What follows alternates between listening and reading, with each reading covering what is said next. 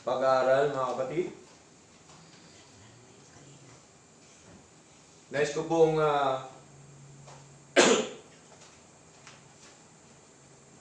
mag-focus po tayo sa mga salita po ng ating Panginoon. Pakinggan po natin ng maigi po yung mga aral po ng ating Panginoong Diyos na buhay. At dito po tayo ngayon mag-aralan sa Luke chapter 12 na atin pong binasa. Dito po sa verse 16, babasahin ko po sa inyo mga kapatid. And he spake a parable unto them, saying, The ground of a certain rich man brought forth plentifully. Verse 17, And he thought within himself, saying, What shall I do? Because I have no room where to bestow my fruits. Verse 18, And he said, This is what I do. I will pull down my barns, and build greater, and there will I bestow all my fruits and my goods. Verse 19, And I will say to my soul, Soul, thou hast much goods laid up for many years. Take thine ease, eat, drink, and be merry. Verse 20, But God said unto him, Thou fool, this night thy soul shall be required of thee. Then how shall those things be which thou hast provided?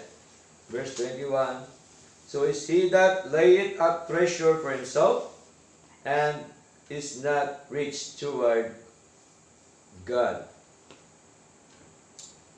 Ngayon po ang ating pag-aaralan ngayon ay gusto ko pong pamagatan natin, successful materially, but a failure spiritually.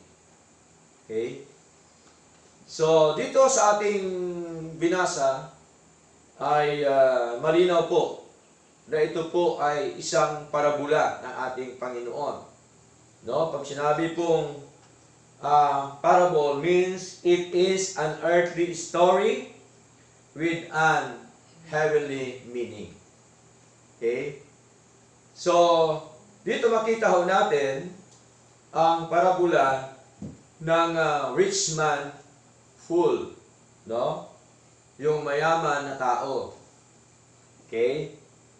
Kaya, yung kanyang tinatamasa ay sana all. Di ba? Oo. Pero, dapat, kahit may tinatamasa siya, dapat, bigyan pa rin po niya ng oras, panahon. No? Ang ating Panginoon. Pero sa ating nabasa kanina, wala po eh. Di po ba? Kaya nakita natin dito ang kabuuan ng kanyang buhay. Naging successful po siya sa mga material na bagay, pero nagkaroon naman siya ng failure doon sa spiritual na kanyang buhay sa harapan po ng ating Panginoon. Di po ba sa buhay po natin dapat balansyado lang? Tama po? Balansyado lang dapat. Kasi po, kailangan din natin yung material na bagay. Subalit, huwag nating iwanan ang mga spiritual na bagay. Amen? Sapagkat ito po ay napakahalaga sa buhay po ng isang mananampalataya. Okay? Now, nakita ho natin dito sa verse 17 up to verse 18, yung tinatawag po na self-centered planning. That is the number one. No? Self-centered planning. Nagpaplano siya sa kanyang sarili, hindi kasama ang Diyos. Okay? Pinlano niya yung kanyang kayamanan, lahat, pero ang kanyang sarili lang yung kanyang kasama, hindi ang Diyos. Okay? So, a man who thought only of himself. Isang tao ang iniisip lamang ay ang kanyang sarili. Ayon po ba sa panahon natin ngayon, napakaraming Kristiyano na ganon. Na di umano daw siya Kristiyano, pero lahat na plano niya, siya ang nasusunod, hindi po ang Diyos. Okay? Wala nang puwang yung Diyos sa kanya. Kasi po, umaasa sa doon At nakikita ho niya na secure na kanyang buhay doon sa kanyang kayamanan. Doon sa kanyang kinikita, doon sa kanyang posisyon, doon sa kanyang negosyo, doon sa kanyang kabuhayan. Nakikita ho niya na doon siya secure. Pero alam po ba, nagkamali ho ang mayaman po ito. Okay? A self-centered life is a spiritually empty life. No? Empty po ang kanyang spiritual na buhay. Okay? So dapat sa buhay natin, huwag dapat ito mangyari. Okay? Huwag dapat ito mangyari. Ano pa po? He did not recognize that all his blessings came from God. Hindi niya kinikilala o nirecognize sa buhay niya na ang lahat ng mga blessings sa kanya ay galing sa Panginoon. Yun ang masaklap. Amen po? Marami po ngayon yan, kahit Kristiyano na. Dinideny nila, hindi nila na-recognize na ang mga blessing na yan na kanila nakamtan ay galing po sa ating Panginoon. Di po ba napakasarap na laging kasama ang Diyos sa buhay natin? Amen po? Kung ang Diyos lagi kasama sa buhay mo natin, dapat i-recognize natin ang Diyos sa lahat ng mga bagay na ating ginagawa. Napakasarap po. Ano man ginagawa mo, nagdadamo ka man, nagtatanim ka man, nag-alaga ka man na anong bagay, gumagawa ka man sa opisina o ano man, meron ka mang project o ano man mga ginagawa mo lahat, nagwawalis ka man dyan, dapat i-recognize mo lagi na kasama mo ang Diyos. Amen po? Amen. Hindi ho katulad nito ng isang mayaman na wala po talaga. No? Ang kanyang buhay spiritual ay empty talaga. Ito po tinatawag na spiritual bankrupt. Di ba? Pag bankrupt talagang walang-wala talaga yun, di ba? Okay? He did not acknowledge God in all His ways. Yun po nakikita natin dito eh. Sa verse 17 at saka verse 18, sapagkat ang sabi ho dito, mga kapatid, sabi dito, at inisip niya sa sarili na sinasabi, ano ang gagawin ko? Sapagkat wala akong mapaglalagyan ng aking mga inaning bunga. Verse 18, sabi, at sinabi niya ito, ang gagawin ko, igigiba ko ang aking mga bangan, at gagawa ako ng lalong malalaki, at doon ko ilalagay ang lahat ng aking butil at aking mga pag-aari. Hindi o masama na tayo po ay mag-ani o magandang ating buhay o tayo po'y kumikita sa ating pinagpaguran. Ang masama kapag hindi mo ina-acknowledge o ni-recognize yung ating Panginoon. Di ba ba? Kaya po, di po ba sa buhay po natin, pag-gising natin, napakasarap. Lord, salamat po sa buhay na ito na iyong binigay. Di ba? Hindi yung pagkagising, cellphone na agad. Di ba? Napakasarap po na magpasalamat una sa Lord. Lord, salamat po sa buhay na ito. Salamat sa kalusugan, kalakasan. Salamat, Lord, sapagkat hindi po ako nagkakasakit ngayon. Okay? So, lahat po dapat na mga bagay sa buhay po natin, isama natin si Lord. Amen? Amen. Dito po sa mayaman, nung pinayaman siya ni Lord, hindi niya sinasama si Lord. Hindi niya alam, ang kanyang mga bunga na marami ay galing po sa Panginoon.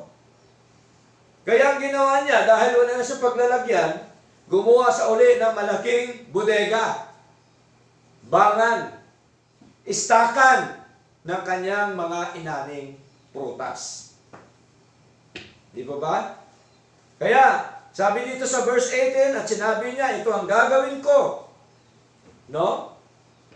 Igigiba ko ang aking mga bangan at gagawa ko ng lalong malalaki. at doon ko ilalagay ang lahat ng aking butil at aking pag-aari. Nagplano po siya. That is self-centered planning. Hindi kasama ang Diyos sa kanyang plano. Okay? Pero sa atin, bilang Kristiyano, bilang mananampalataya ngayon, hindi dapat natin ito gayahin. Amen? Dapat, we must be Christ-centered. Dapat ang sentro sa buhay po natin, ang Panginoon. Amen po? Hindi ho ang anumang mga bagay sa mundo ito. Kasi ang buhay po natin, tandaan po natin, ay hawak po ng Diyos. Amen? Ang may-ari po ay Diyos.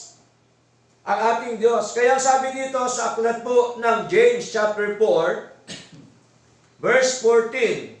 Sabi po dito sa wikang Tagalog, kayo ngang hindi nakakaalam ng mangyayari bukas. Tingnan po, ano ang inyong buhay? Kayo nga'y isang singaw na sa sandaling panahon ay lumilitaw at pagdakay napapawi.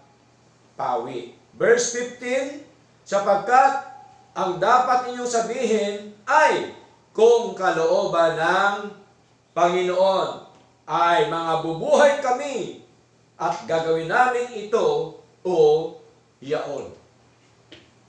Di po ba masarap na sasabihin natin, kung kalooban ni Lord, mangyayari yan. Tama? Okay?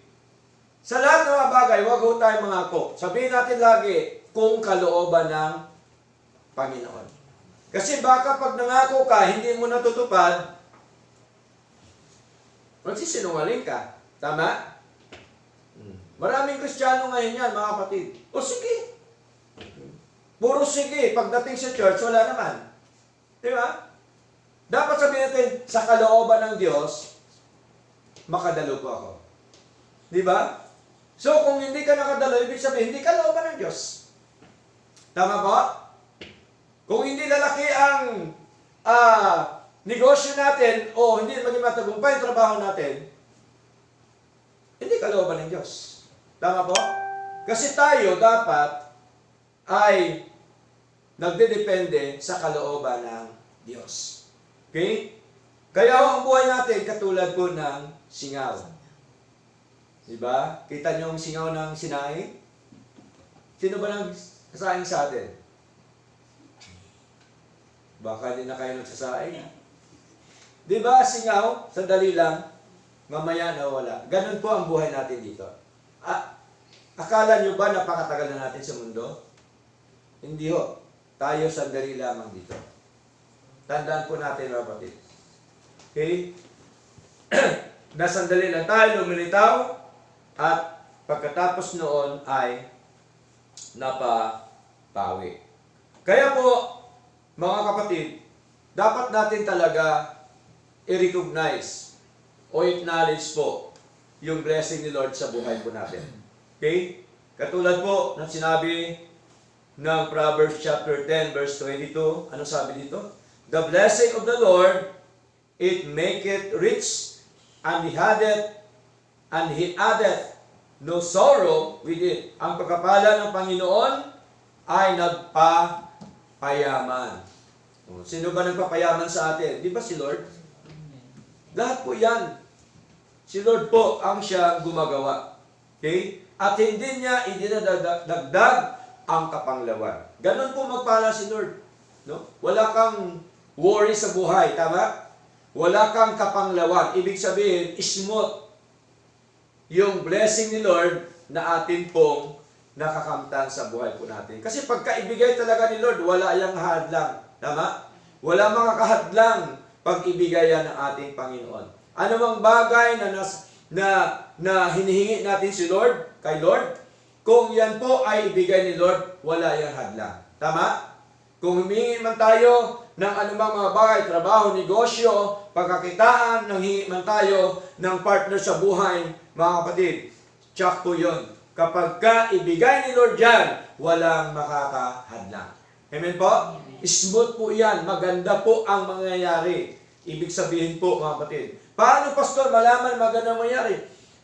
Malaman mo po yun, magandang mangyayari, ismot po ang daloy ng ginagawa mo para doon, and then of course, hindi ka lumalayo sa Lord. Amen? Yun po ang tunay na kalooban na nais po ng ating Panginoon. Ang tunay na pagkapala, tandaan po natin, galing po sa Panginoon. Hindi po sa kaninong tao. Hindi lang ito material na kayamanan, mga kapatid, no? Kasi maraming mga Kristiyano gusto material, no? Very materialistic ngayon karamihan ng mga Kristiyano, di ba? Kaya minsan, ay doon ako dadalo kasi baka doon ako pagpalain. Doon ako pupunta kasi baka doon ako payamanin. Hindi ho, mga kapatid. Ang ganong motibo, mali po yan. Kaya sabi ho dito ay hindi lamang po blessing ni Lord na material, kundi espiritual na kayamanan, kapayapaan, kagalakan, at kasiyahan ng puso. Ang kagalakan, kapayapaan, at kasiyahan ng puso, mga kapatid, hindi kayang tubasan ng anong mga bagay sa mundo. Amen? Hindi ho kayang tubasan yan, mga kapatid. Yung kayamanang espiritual, hindi ho kayang tubasan ng anumang material sa mundo ito. Kahit man sa iyong lahat ng mga bagay sa mundo ito, kahit ikaw ay pinakamayaman, kung ang spiritual mo, mga kapatid, ay bankrupt sa Panginoon, wala kang kagalakan. Tama? Wala kang kapayapaan, hindi masaya ang iyong puso, hindi ka nagagalak doon po sa harapan ng ating Panginoon. Tiyak po yun, ang mukha mo lagi ay nakasimangot. Diba? Oh. Kaya, sila, mga mayayaman, laging bumibili yan ng mga glutathione para matanggal yung mga kulubot. Diba? Oh. Tingnan niyo po, kasi po, sa totoo lang, kung saan ang kanang kayamanan, nandun ka ng puso. Tama? Sabi po ng Biblia, mga kapatid. Kaya napakahalaga na dapat sa buhay po natin, sa plano, ano man ang gagawin natin, kasama dapat ang Diyos. Tama po? Napakasarap na kasama po yung ating Panginoon. Okay? Kaya dapat po tayo magtiwala sa ating Panginoon. Tiwala lang po tayo sa Lord. Na hindi tiwala na 50-50, kundi 100%. Yung ating dapat pagtiwala sa Lord. Kasi delikado, 50-50. No? Baka maging 50-50 na rin ang buhay natin sa harapan ng ating Panginoon. Dapat 100% ibigay po natin sa ating Panginoon. Proverbs chapter 3 verse 5 up to verse 6. Sabi dito, trust in the Lord with all thine heart and lean not unto thine own understanding. Tumiwala ka sa Panginoon ng buong puso mo at huwag kang manalig sa iyong sariling kaunawaan. Tingnan niyo po, mga kapatid. Dapat sa Lord lamang tayo manalig. Hindi sa sarili nating kaunawaan. Dahil walang-wala tayo kung walang Diyos sa buhay natin. Amen po? Without God, we can do nothing. Yun po ang totoo, mga minamahal. Kaya sabi po ni Lord dito sa pagitan po ni Haring Solomon, in all thy ways acknowledge Him, and He shall direct thy path. Kilalanin mo siya sa lahat ng iyong mga lakad. Di ba dapat i-recognize natin si Lord? Ano man ginagawa natin, kilalanin po natin ang ating Panginoon. Okay? At Kanyang ituturo ang iyong mga landas. Ibig sabihin, ituro niya ang ating mga gagawin. Amen? Ituturo niya kung ano ang ating pong mithiin o nais po sa buhay. Kasi po, pag hiwalay po ang Diyos sa atin, wala po tayo talaga magagawa, mga kapatid. Sa plano natin, lahat po, dapat kasama po yung ating Panginoon. Kaya kita ho natin dito sa isang mayaman na ito, ay wala po talaga. Sarili niya, no? Hindi siya Hindi niya recognize yung ating Panginoon na ang mga kayamanan pala iyon kanya, yung mga magaganda niyang ani, no? Sa kanyang bukid, sa kanyang lupain, mga kapatid, ay galing po sa ating Panginoon. Kaya, di po ba, sabi po ni Pablo sa 1 Corinthians, mga kapatid, kung natandaan niyo po, sabi ni Pablo, ako ang nagtanim, si Apollos ang nagdilig, at ang Diyos ang siyang nagpapalago. Diyos pa rin po, mga kapatid. Okay? Kaya po, wala tayong mapupuntahan sa Lord. Kaya minsan may mga bagay na maraming Kristiyano nagagalit. Nagagalit ako sa Kanya kasi sinabi niya ganito, ganyan. Pagka tinanong, ano po bang sinabi niya? Totoo ba yon o hindi? Totoo po. Huwag ka magalit kasi totoo. Tama? Okay? Pagka tinanong mo ulit, hindi totoo. Huwag ka magalit kasi hindi totoo. Ibig sabihin, wala tayong mapuntahan sa Lord. Tama? Ibig sabihin lamang po, mga kapatid, kung ano ang nais at ang kalooban ng Panginoon, doon lang po dapat tayo. Self-centered planning ay dapat huwag nating gawin. Amen? Dapat, ang gagawin natin, hindi self-centered, kundi Christ-centered planning. Tama? Si Lord dapat ang siyang sentro ng ating mga plano. Si Lord dapat ang sentro ng ating buhay. Okay? Next, sa verse 19, ang sabi dito, and I will say to my soul, Luke chapter 12, verse 19, and I will say to my soul, soul, thou hast much goods, laid up for many years. Take thine ease, eat, drink, and be merry. Tingnan niyo po. No? Dito po, at sasabihin ko sa aking kaluluwa, nagpakabusog siya. No? Sa kanyang kaluluwa, sa kanyang buhay. Kaluluwa, marami ka ng pag-aaring nakakakamalig para sa maraming tao.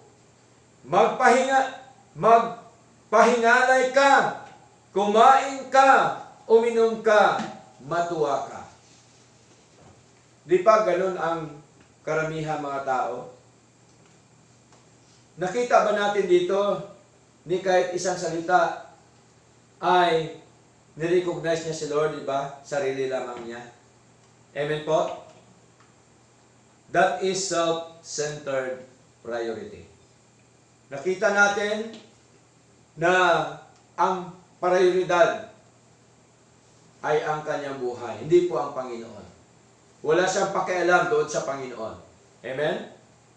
So, self-centered priority means putting your own desires, plans, and benefit first without considering God.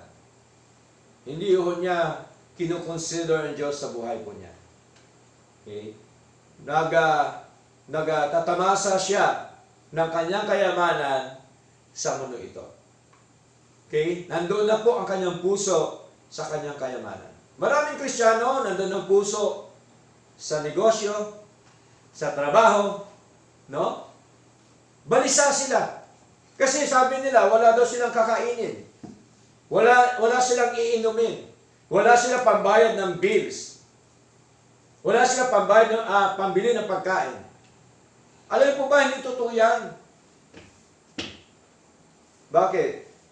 Hindi ko sila pabayaan ng Diyos basta maging tapat lang sa Lord. Amen? Amen. Hindi totoo yan.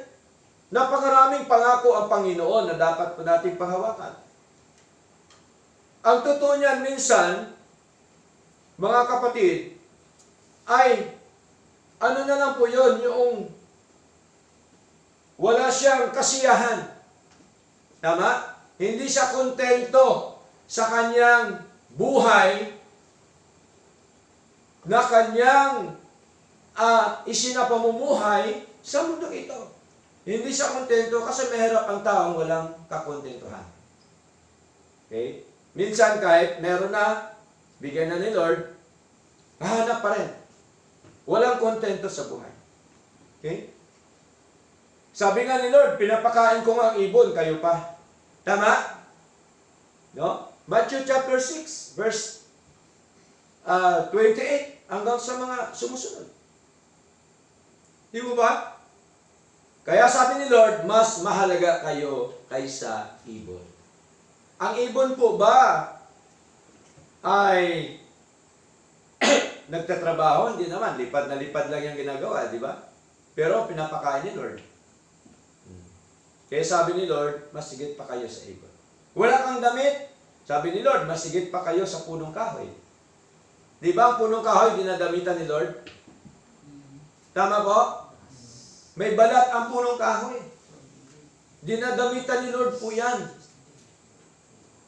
Si Lord ang nag-provide. Lalo na kaya tayo na mga lingkod ng Diyos? Lalo na kaya tayo na mga anak ng Diyos? Tapos sabihin natin, hindi tayo mabubuhay kapag hindi tayo magtrabaho. Okay? Tama, magtrabaho tayo, pero ilang araw binigay ni Lord sa atin? 6 na araw. Yung isang araw, yung unang araw ng isang linggo Di ba?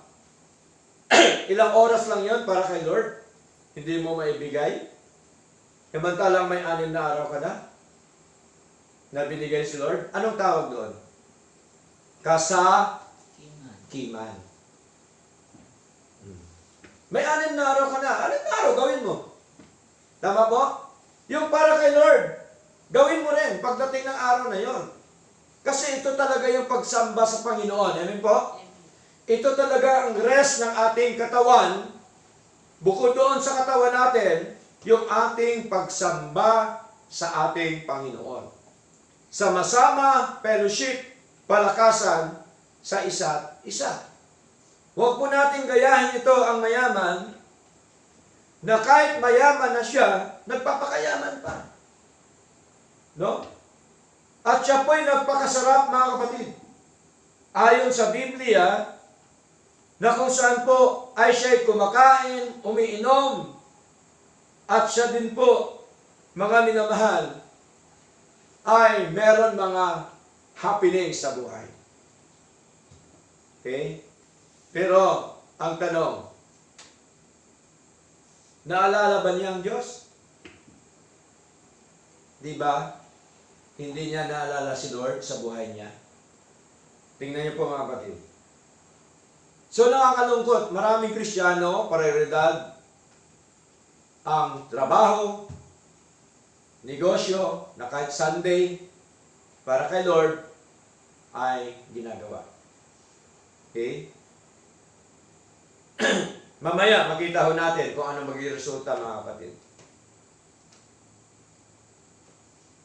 It is living for yourself instead of aligning your priorities with God's will. Dapat doon tayo sa kalooban ng Diyos. Amen? Hindi ho kalooban mo ang masusunod. Dapat kalooban ng Diyos. Saan natin masumpungan ang kalooban ng Diyos? Sa Kanyang mga salita. Ang ating pagsamba po ba kalooban ng Diyos? Amen. Kalooban po yan ng Diyos. Kaya sabi ni Lord, Hebrew chapter 10 verse 25, huwag kaligtaan ang araw ng pagtitipon. Katulad ng ginagawa ng iba. Sinong iba? Mga Kristiyano, mga mananampalataya. Kaya huwag nating kalimutan. Dapat nandun lagi tayo sa gawain po ng Panginoon. Kasi paano kapag palain ni Lord kung hindi mo ginagawa una ang kalooban ng Diyos? Hindi po ba? Pagka hindi mo inuuna si Lord,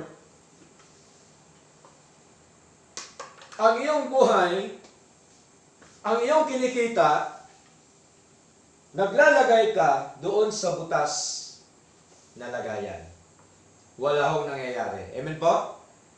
Wala hong mangyayari doon pagka hindi kalooban ng Diyos ang ating sinusunod. A person who trusted in his riches and not in God. Nagtitiwala siya sa kanyang kayamanan, hindi sa Diyos. No, ganun ngayon karamihan. Nagtitiwala sa profesyon, nagtiwala sa trabaho, nagtiwala sa negosyo, nagtiwala sa kanyang kayamanan, at hindi sila nagtitiwala sa Diyos. He placed his confidence in material wealth.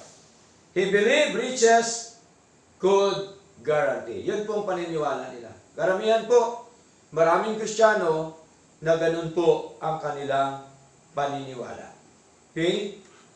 But, biblical example, mga kapatid, yung rich young ruler.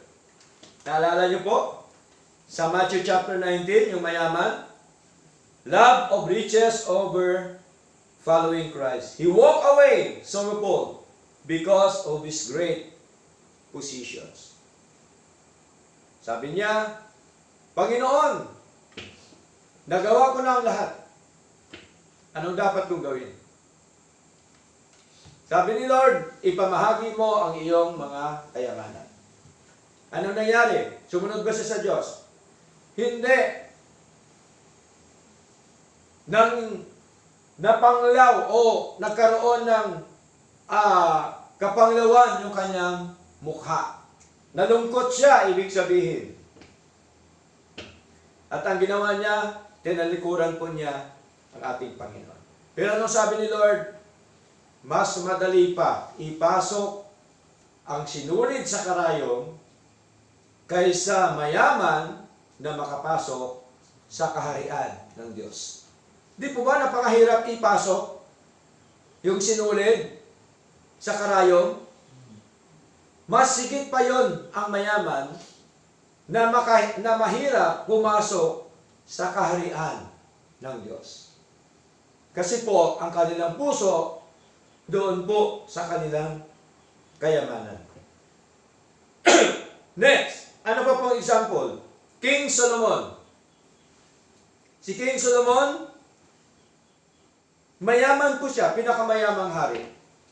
Pinayaman po ni Lord, mga kapatid. Siyang hari na nagpagawa ng napakagandang templo during that time. Si Haring Solomon. Sino si Haring Solomon? Anak po ni David. Okay?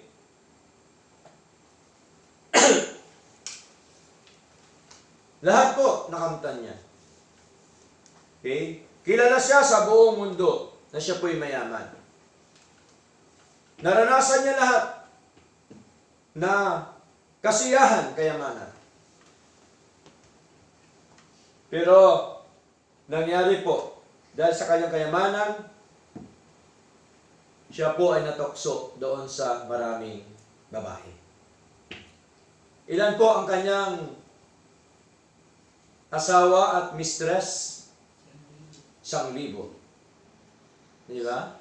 Doon siya bumagsak sa kanyang pagiging hari sa harapan ng ating Panginoon. Dahil siya ay mayaman during the time. Kaya minsan ang kayamanan ang siyang dahilan ng ating pagbagsak sa Lord. Amen po? Kaya salamat sa Lord dahil di tayo pinayaman, dahil merong dakilang layunin ng Diyos. Kasi baka pag mayaman tayo, matukso tayo ng anumang mga bagay sa mundo. Kaya napakabuti ng Diyos eh. Alam po niya eh. Di ba ba? So sa Haring Solomon, nung siya po ay malapit ng mamatay, no? Ecclesiastes chapter 2 verse 1 up to verse 11, pursuit of pleasure and wealth. Yung paghahangad ng kanyang karangyaan at kayamanan had everything, yet called it vanity. tinawag niya ito na walang kabuluhan. Ang lahat ng yan pala, wala daw kabuluhan. Okay? Vanity, vanity, sabi ni David. He said, material success cannot satisfy the soul. Totoo po yun. No? Totoo po. Na hindi talaga magkaroon po ng satisfaction ang kaluluwa mo sa mga bagay material. Di ba ba? Kaya ang ating satisfaction po ay si Lord. Amen? Mga kalooban ng Diyos, salita po ng Diyos, yung mga bagay na spiritual. Without God in our lives, we can do nothing. Okay? Wala tayong magagawa kung wala ang Diyos sa buhay po natin. Kaya kailangan po natin ang Diyos. John chapter 15 verse 5 sabi, I am the vine, si Lord po, ye are the branches. He that abideth in me, and I in him, the same bringeth forth much fruit. For without me, ye can do nothing. Kung wala si Lord sa buhay natin, wala tayong magagawa. Kaya kailangan tayo bilang sanga, nakaugnay sa puno. Amen? Bilang anak ng Diyos, dapat lagi tayo nakaugnay sa ating Diyos, na siya ang puno, mga kapatid, ng buhay po natin. Siya ang puno, siya ang pinanggalingan ng buhay po natin. Sapagkat kung tayo po ay walay sa Kanya, ay wala tayong magawa. Ang kagandahan ba po, kapag tayo po ay natili sa Lord, magkaroon tayo ng maraming bunga. Amen? Ano ang mga bunga na yon? Bunga na magandang pamumuhay. Amen po? Bunga na mga pagkapala ng ating Diyos. Magkaroon tayo ng maraming bunga. Lumago tayo sa ating buhay spiritual. Okay? Naging masigla tayo. Naging malakas tayo. Kaya be strong in the Lord. Di ba? Naging malakas tayo sa Lord lagi. Ang paglilingkod, kailan malakas, masigla sa Lord. Amen? Hindi yung para bagang natalo ka sa loto. No? Pagka pupunta ka sa Lord, sa gawain ng Diyos, medyo, minsan nagdadalawang isip ka pa. Hindi dapat maging masigla tayo sa gawain po ng ating Panginoon. 2 o 3 dapat masigla. Amen? Hindi naman yan ang basihan.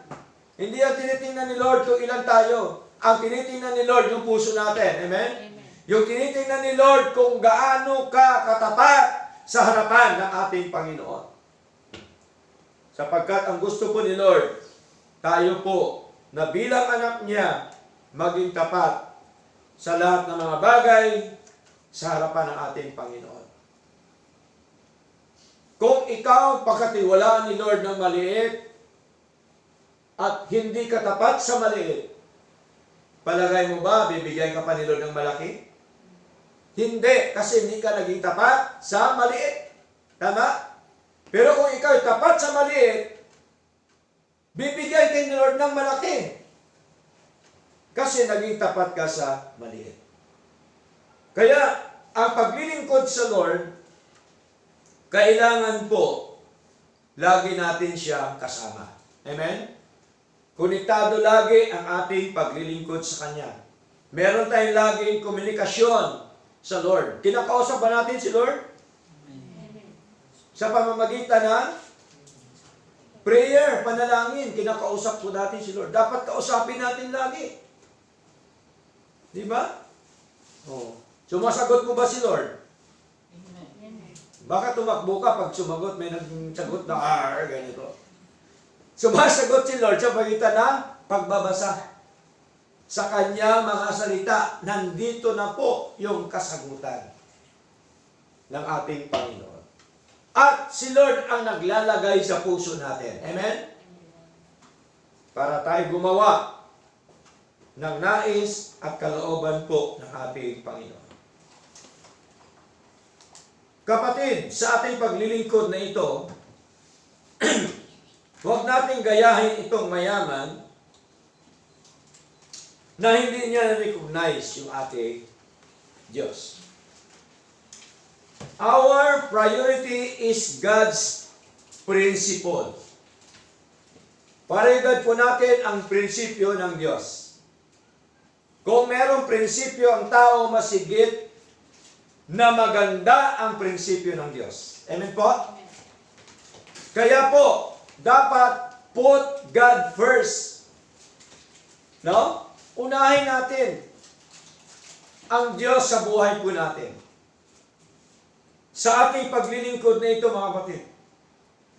Ano po ang prinsipyo ng banal na kasulatan tungkol po sa mga pagpapala? Marami po. Matthew chapter 6 verse 33. Anong sabi dito? But seek ye first the kingdom of God and His righteousness, and all these things shall be added unto you. Kapatid, kapag ka hindi mo to paniniwalaan, sigurado po, naghahabol ka ng iyong buhay sa mundo ito. Na kahit po, para kay Lord, kukunin mo pa. Kasi wala kang tiwala sa pangako ni Lord, sa prinsipyo, sa pattern na binigay ng Diyos sa atin. Ano daw unahin natin? But seek ye first the kingdom of God. What is the kingdom of God? The kingdom of God is the church. Sapagkat ito po ay extension of the kingdom of heaven. Tama? Yung kaharian ng langit, extension po ito na tayo mga church, we are the kingdom of God. Tayo po ang kaharian ng Diyos dahil ang Espiritu ng Diyos nananahan sa atin. Amen po? But seek ye first the kingdom of God and His righteousness at ang kanyang katwiran. Ang kanyang katwiran po ay ating makita masumpungan sa banal na kasulatan. Amen po? Anong pangako ni Lord? And all these things. Hindi niya sinabi, ito lang ang bagay na ito, kundi sabi niya, all these things. Ibig sabihin, lahat po nating mga pangailangan, all these things shall be added unto you. Idaragdag sa atin ang mga bagay na atin pong kailangan. Ano po mga bagay na kailangan natin? Ang mga bagay na kailangan natin, yung ating buhay araw-araw sa mundo. Amen? Kailangan natin makapagbayad ng bills, makakain. Okay na po yan. Di ba? Makakain lang tayo ng 3 times a day. Okay na po. Makabayad lang tayo mga bills. Okay na po yan. Huwag na tayo maghangad pa na kung ano bang mga bagay na ikalalayo natin sa Diyos. Anan mo naman yung mga bagay na yon kung ikaw ay lumayo na sa Panginoon. Walang kwenta po yan, mga kapatid. Okay? So malinaw po na ang Diyos ang siyang magpala po sa atin. The true value of our life, it is to serve God. Amen? Ang buhay natin, may value ito. Ang value ang ating paglilingkod sa Lord. Kaya ang dahilan kung bakit tayo dinala ni Lord dito, dahil para tayo maglingkod sa Kanya. Bakit tayo nabuhay sa mundo? Dahil ang gusto niya maglingkod sa Kanya. Romans chapter 12 verse 11, anong sabi? Not slothful in business. Hindi itong business na ginagawa natin, ibig sabihin yung paglilingkod. No? Huwag mga tamad sa pagsusumikap o paglilingkod. Fervent in spirit. Maningas sa espiritu. Pag sinabing maningas, ibig sabihin, dapat tayo ay puspos ng espiritu ng Diyos. Amen po? Ang kapuspusan ng espiritu ng Diyos, hindi yung humihiyaw ka. Hindi yung nangingisay ka. Di ba? Maraming simbahan, ay puspos na yan. Hindi yung nababagsak ka ng tutumba. Hindi yung nagsasalita ka na hindi maintindihan. Sandala Bakhara, Honda Kawasaki, Suzuki, Baja. Di ba? Hindi yung ganon. Mga kapatid, yung puspos ng salita ng Diyos, yung puspos ng Espiritu ng Diyos, yung masigla ka na naglilingkod sa Lord. Amen? Yung matapang ka na nag-aaral o nangangaral ng salita po ng Diyos. Matapang ka na nag-share ng katotohanan ng mga aral po ng ating Panginoon. Yun po ang tunay na kapuspusan ng Espiritu ng Diyos. So malinaw po yun mga kapatid. The true value of our life is to serve God. Anong kasunod?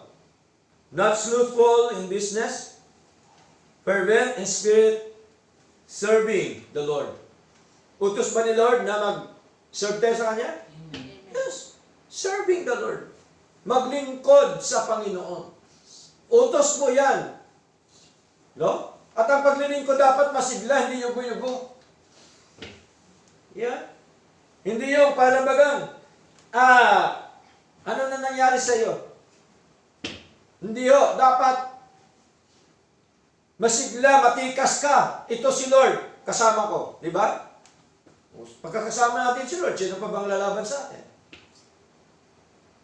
Sabi ng Biblia, kung si Lord na sa atin, sino pang laban sa atin? Di ba wala na? Okay? So malinaw po yan mga kapatid, na huwag natin gayahin, ito po ang mayaman, na nakita ho natin yung tinatawag po na self-centered priority. Ang prioridad sa buhay niya ay kanyang kayamanan. Hindi dapat. Dapat ang prioridad po natin ang ating Diyos. Amen? Prioridad po dapat natin ang gawain ng Panginoon, ang ating buhay espiritual. Tingnan niyo po, dahil siya po ay nagplano sa sarili niya, dahil siya po ay ang prioridad niya ay kanyang sarili, ang kanyang kayamanan, ano po nangyari sa kanya? Number 3. Ito po ang sabi po ng banal na kasulatan.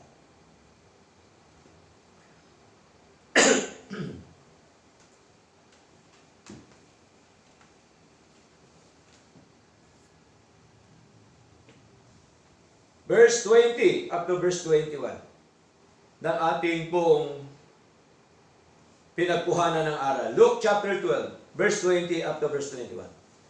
But God said unto him, sino him? Nas kaya sa mayaman. Thou fool!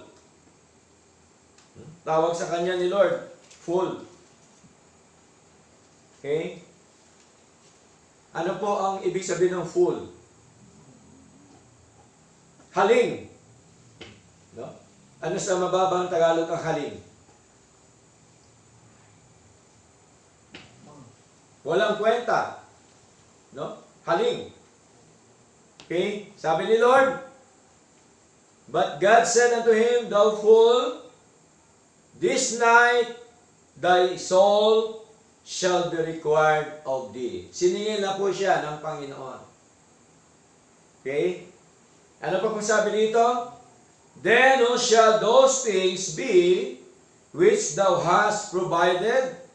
Datapot sinabi sa kanya ng Diyos, ikaw na haling, hihingin sa iyo sa gabing ito ang iyong kaluluwa. Ibig sabihin yung kanyang buhay, kukunin na po ni Lord. Bakit? Kasi wala siyang pakialam sa Panginoon. Diba? Puro siya self-centered. Puro siya ako.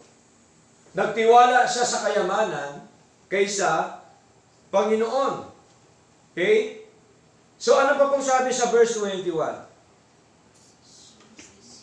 So is he that layeth up treasure for himself and is not rich toward God. Gayon nga ang nagpapakayaman sa ganang kanyang sarili at hindi mayaman sa Diyos.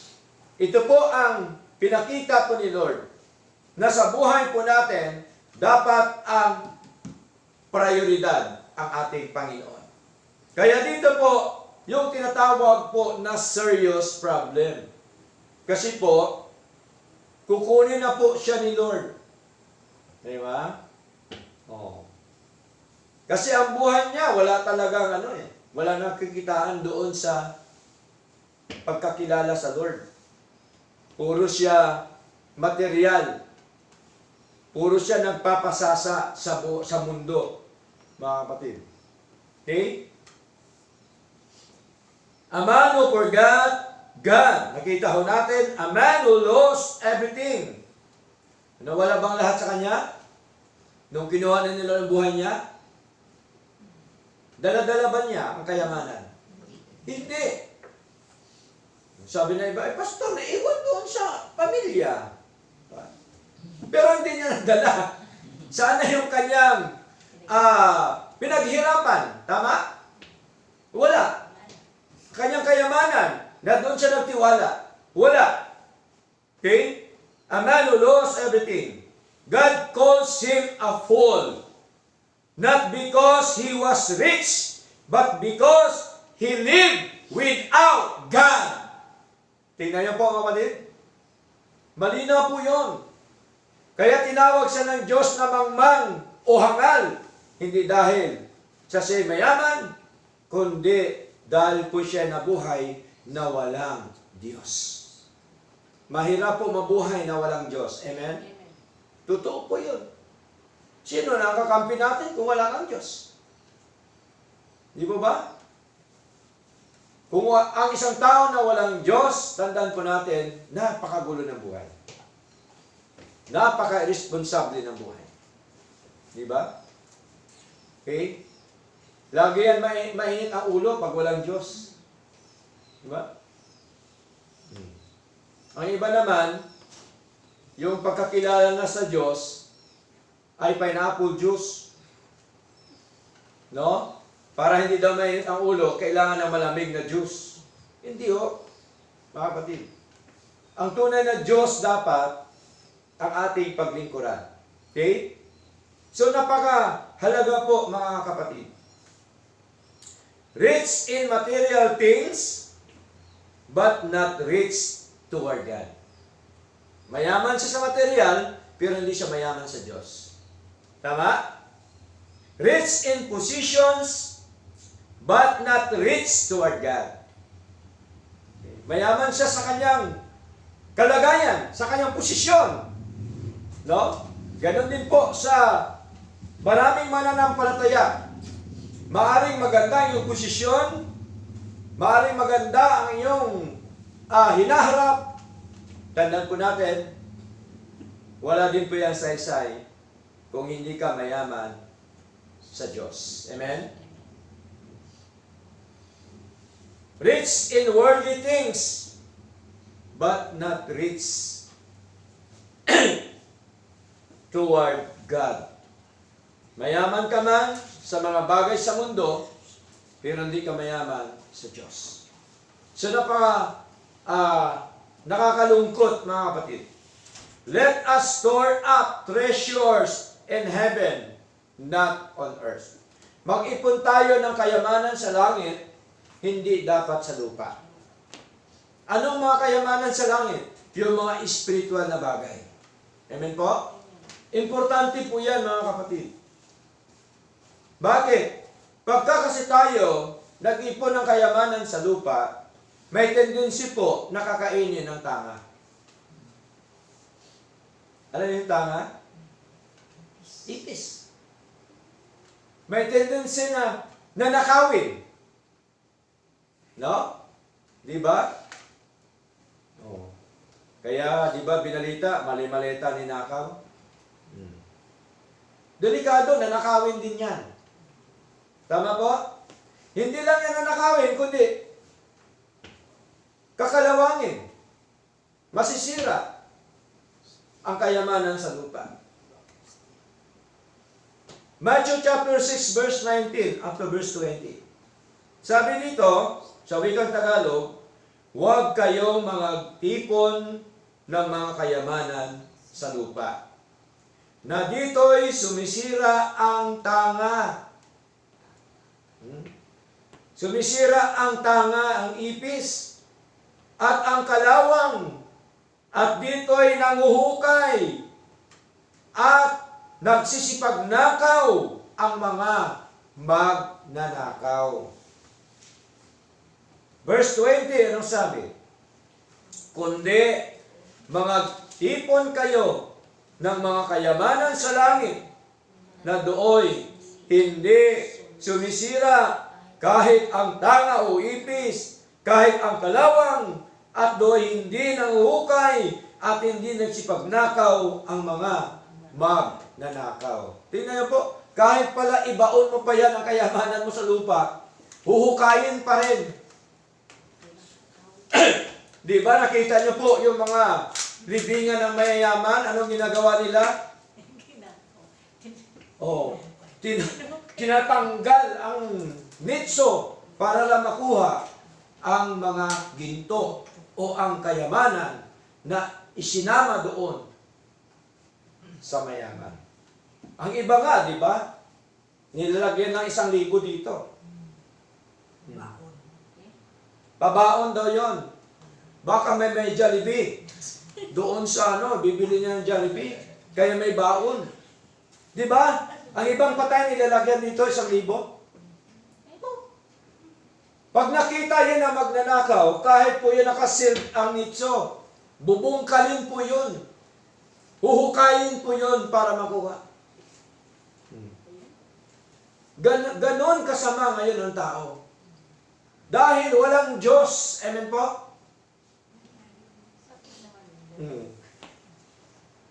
Sabi pa ng may-ari ng patay, Nay, Tay, baon niyo po. Matindi. Diba? Baon niyo po.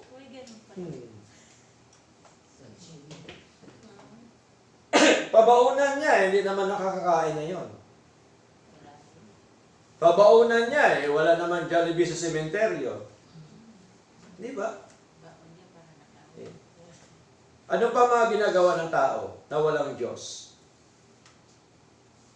Yung patay, kalilibing lang, binubungkal ang nitso para raping. May nabalitaan ba kayong gano'n? Yes, marami. Lalo na pag mga artista o mga modelo.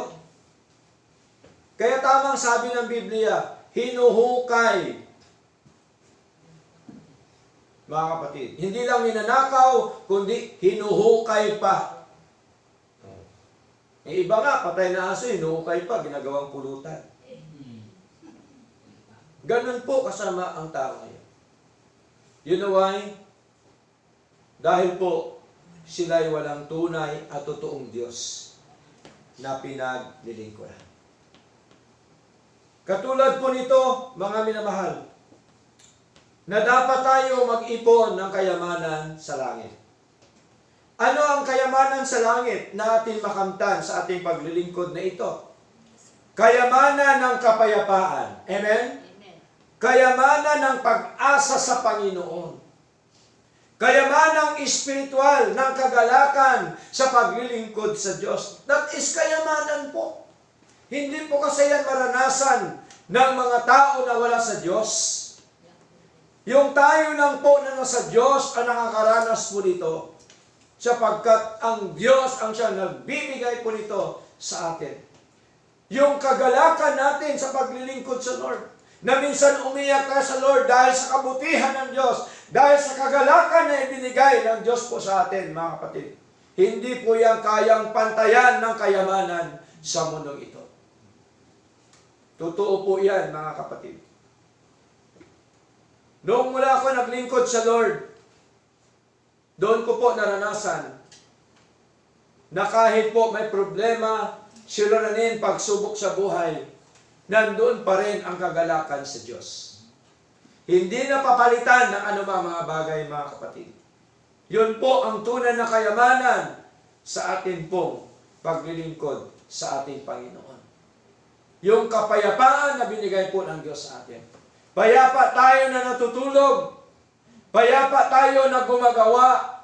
Payapa tayo na naglilingkod sa Diyos na bagamat maraming mga tao na gusto nilang sirain yung paglilingkod sa Panginoon. Subalit, tandaan po natin mga kapatid, wala hong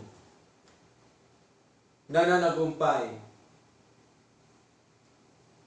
na sirain o anuman ang kanilang gawin sa gawain po ng Diyos. Sapagkat tandaan po natin, ang Diyos ang siyang may-ari nito. Amen?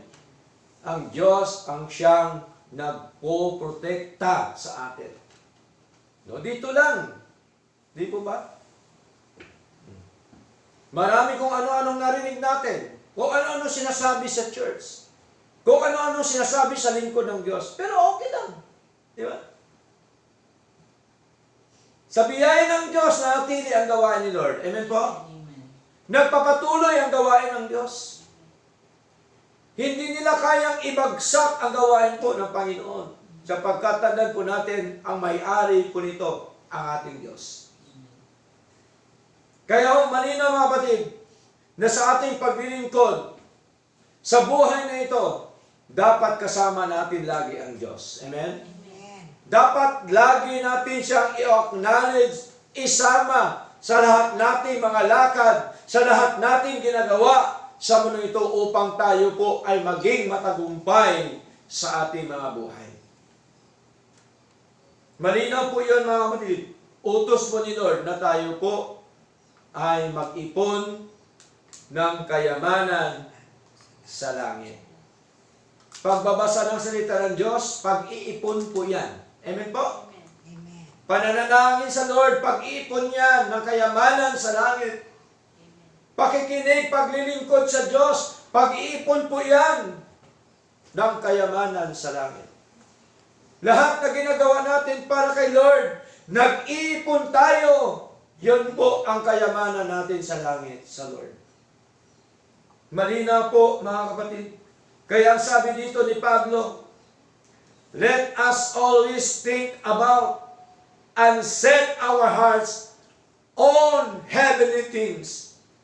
Colossians chapter 3 verse 2, set your affection on things above, not on things on the earth.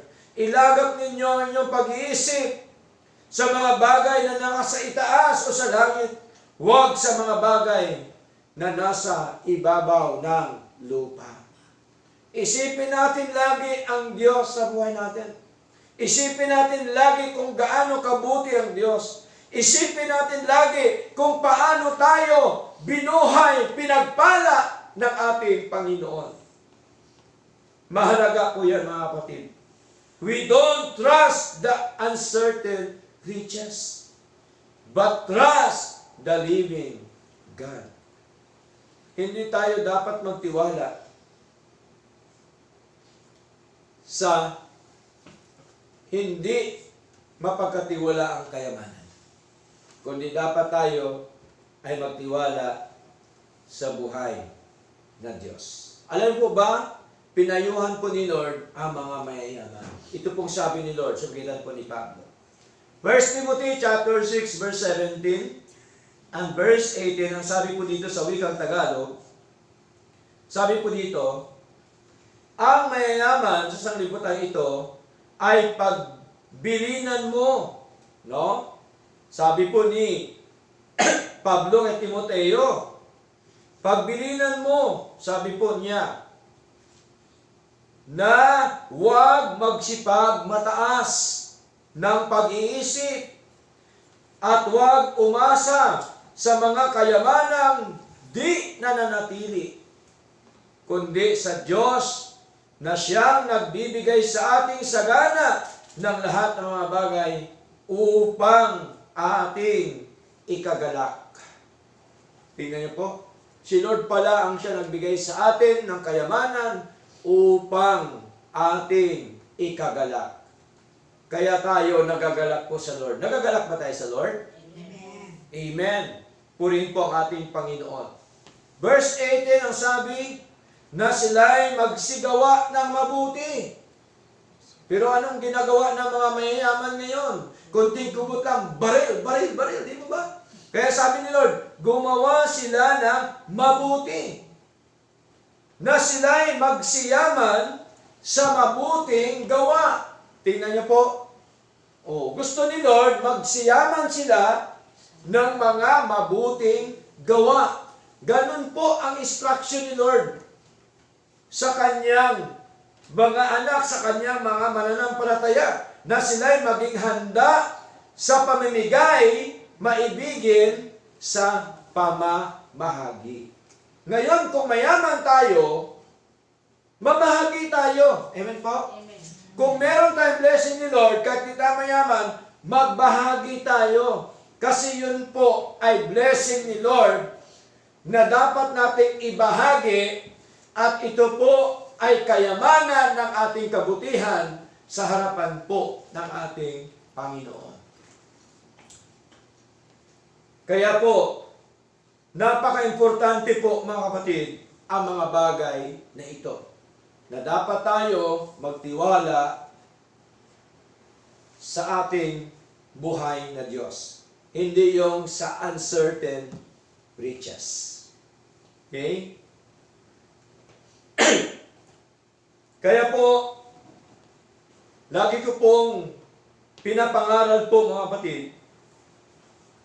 na ang blessing po ni Lord, sufficiente po sa buhay natin. Yung tinatawag na sufficient grace. Multiplying grace. Lahat po yan, grace ni Lord. Nandun po yan, makita ho natin sa ating pamumuhay, sa harapan ng ating Panginoon. Ang susi, maglingkod po sa Diyos. Amen po? Amen. Gusto ba natin ang pagkapala? Amen. Anong susi? Maglingkod sa Diyos. Sumunod sa Diyos. Amen? Magpasakop sa Diyos. Yun po ang gusto ng ating Panginoon. Hindi po pwede na gusto mo ng mga blessing ni Lord, and yet, hindi ka susunod sa ating Panginoon. Hindi ho, mangyayari po yun.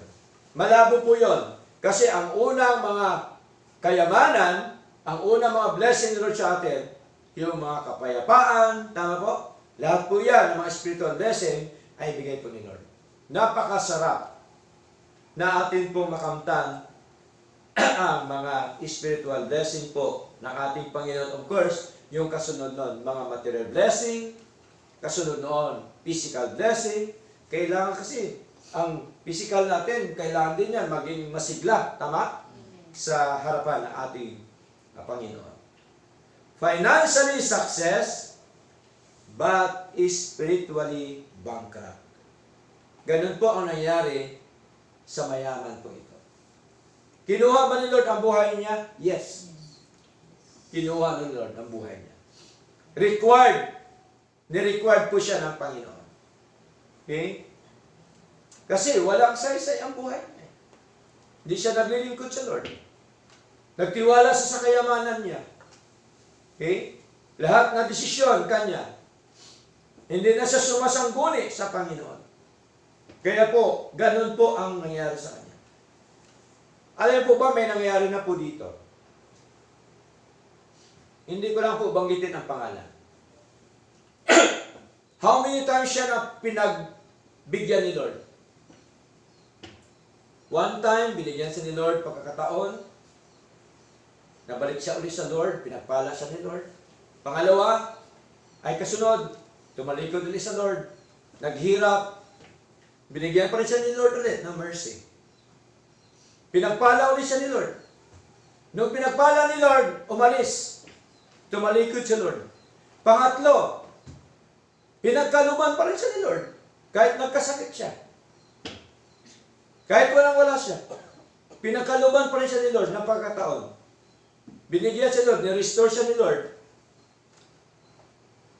Naglingkod siya sa Lord. Pinagpala sa ni Lord. Nung pinagpala sa ni Lord na nakakamkam na ng pera, umalis na. Ito ngayon ang matindi. Kinuha na ni Lord ang buhay niya.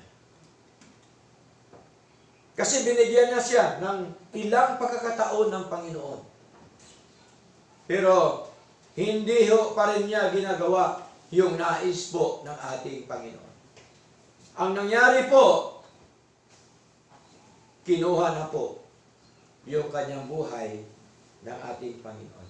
Bago tayo magtapos, mga kapatid, ano po ang utos ng Diyos para humaba ang buhay natin? Sabi ng iba, pansit daw. Hindi ho totoo yan. Hindi ho pansit ha, hindi bihon. No? Yung kasabihan, sabi nila, pansit daw kasi mahaba yung pansit. Pero hindi naman mahaba kasi pag naluto na, putol-putol na. Proverbs chapter 3, ito po ang pangako ng Diyos, mga kapatid. Gusto natin na mahabang buhay sa Lord? Amen. O gusto natin mauna na?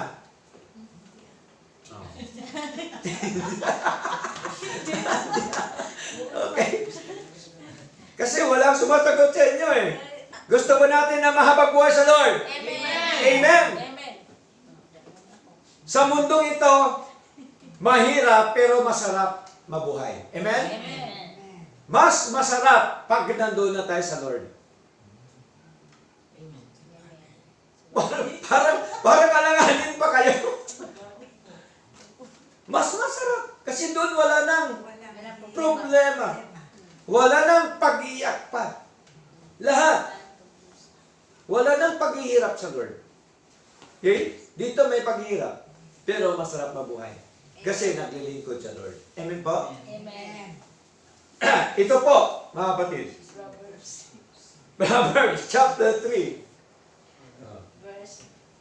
Verse 1 up to verse 2.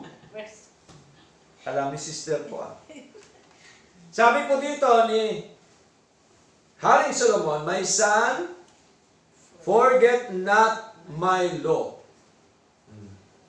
Para daw humaba ang buhay natin, forget not my law. Huwag daw natin kalimutan ang uminom ng Milo. Totoo ba yun? Hindi naman eh. Utos po ito, hindi Milo, na iniinom. Sabi po dito, but let thine heart keep my commandments. Verse 2, for length of days and long life and peace shall they add to thee. Gusto natin mahabang buhay? Malinaw po, huwag nating kalimutan ang mga kautusan ng Panginoon. Ingatan natin sa ating mga puso ang kanya mga utos. Pag sinabing ingatan, gawin, sundin, mga kapatid. Kaya ang pangako ni Lord, sapagkat karamihan ng mga araw at mga taon ng buhay at kapayapaan ay madadagdag sa iyo. May bonus pa. Anong bonus? Kapayapaan. Hindi lamang buhay ang ibigay sa atin. Hindi lamang po mahabang buhay, kundi may kasama pang kapayapaan. Kaya payapa ba tayo sa paglilingkod sa Lord? Amen. Yes. Doon pa lang, panalong-panalo na. Amen po? Amen. Kaya, sino ang panalo? Ang naglilingkod sa Diyos o ang tumalikod sa Diyos? Ang naglilingkod sa Diyos. Kasi may kapayapaan at merong mahabang buhay na ibigay ang Panginoon sa Kanya. Pero ang tumalikod, may kapayapaan kaya? Wala. Wala po. Puro po yan kaguluhan. Kasi hindi ho sila naglilingkod sa ating Panginoon. Dadako tayo sa ating conclusion. A life centered on earthly gain, but empty of God, will always end in loss. Totoo po yan, mga kapatid. True success is not in what we store on earth, but in being rich toward God. Ang buhay na nakatuon sa makalupang pakinabang ngunit walang Diyos ay ahantong sa kapahamakan o wala. Wala din po yan, mga kapatid, pag walang Diyos. Kapahamakan lamang ang kahantungan ng buhay ng isang tao. Ang tunay na tagumpay ay hindi nasusukat sa mga inipon natin sa lupa. Ilan na bang ipon natin? Marami na bang ipon natin sa lupa? Baka ang ipon natin sa lupa, mas marami pa kaysa ipon sa langit. Diba? Oh. Trabaho tayo, trabaho. Negosyo tayo, negosyo. Para makaipon dito sa lupa. Pero, sa langit, hindi nag-iipon. Mga espiritual na bagay, hindi nag-iipon. So, wala din po yan, mga kapatid.